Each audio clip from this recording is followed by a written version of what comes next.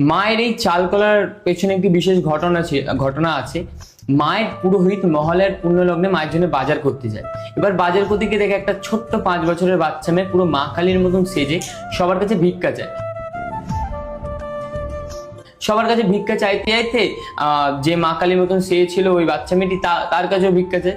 তখন পুরোহিতকে বলতে যে কিছু টাকা তো আমি চাল কলা কিনে খাবো, পুরোহিত তখন তাকে ধাক্কা মেরে ফেলে দেয়। ফেলে দিয়ে বলে যা কাজ করিয়ে খা। তখন বাচ্চা মেয়েটিও গা ঝাড়া দিয়ে বলে আমি যদি কাজই পেতাম তো তোর কাছে ভিক্ষা যেতে আসতাম। এই বলে বাচ্চা মেয়েটিও চলে যায়, আমাদের যে পুরোহিত ছিল সেও চলে যায়।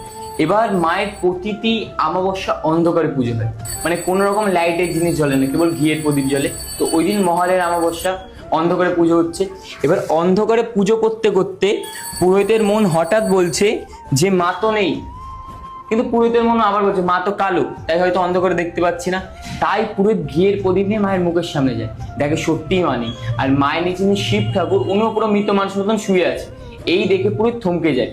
থমকে আবার কিছুক্ষণ পরেই পুরোহিতের পেছন থেকে ছুম ছুম করে নুপুরের আওয়াজ হয়, আর ধাপ করে শিবের বুকের উপর একজনের ডান পা পড়ে।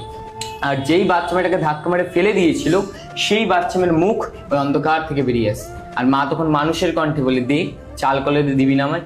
এই শুনে পুরোহিত অজ্ঞান হয়ে যায়। এবার অজ্ঞান অবস্থায় মা অনেকে বোঝাচ্ছে না আমি শুধু বড়লোকের মা নই রে, আমি গরিবের মা। তাই এবার থেকে যে কোনো ভক্ত এক মুঠো চাল একটি পা কলে দিয়ে মাকে পুজো দেয়, মা তাদের প্রতিটা মনের বাসনা পূর্ণ করে।